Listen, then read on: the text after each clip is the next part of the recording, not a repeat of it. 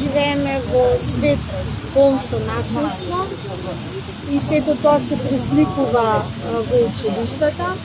Нашите ученици заслужуваат безбедна училишна средина, а тоа може да го постигнеме само ако заедно родители, наставници и институции изградиме средина на мир, почит и љубов. Да, Дали вашето училиште имало вакви случаи?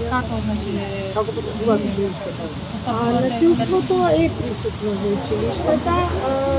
Постапуваме, може да се бориме само ако имаме едуцирани наставници и добар менеджмент во училиштата и протокол како да настапуваме во тоа насилството, да се препознае насилството, бидејќи не е насилството само физичко, туку тоа има многу прикриени форми кои ние ги работиме со учениците, за да може да станат сензитивни, а и ние како наставници да сме сензитивни до тоа го препознаеме и да превенираме тоа проблеми. Само како може вие како наставници да ги препознавате таквите случаи? Колку вие може да помогнете? Треба ли да се едуцирате?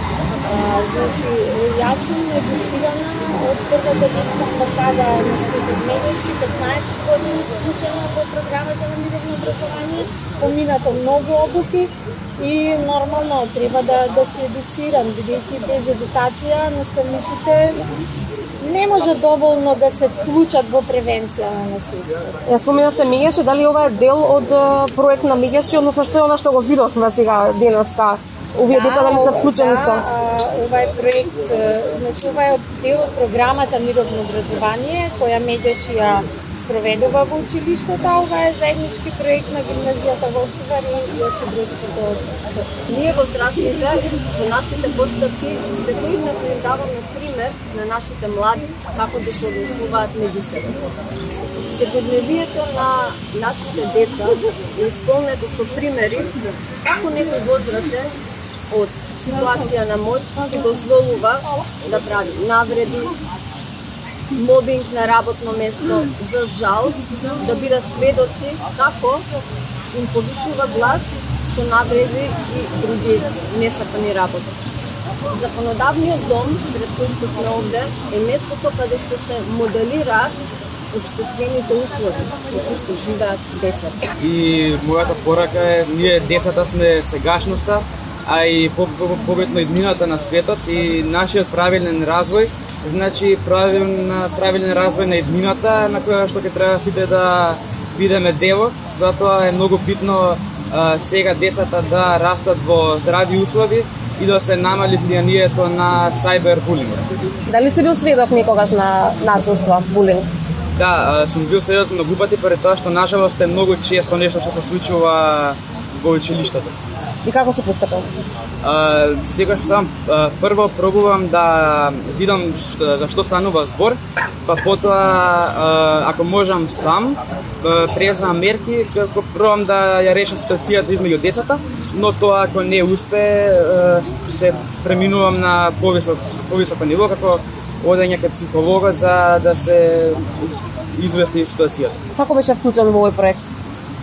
Бе вклучен во сценографијата и исто така две од трите песни јас ги испратив. Добро, што се вашите очекувања што мислите дека ќе постигнете и со оваков еден настап?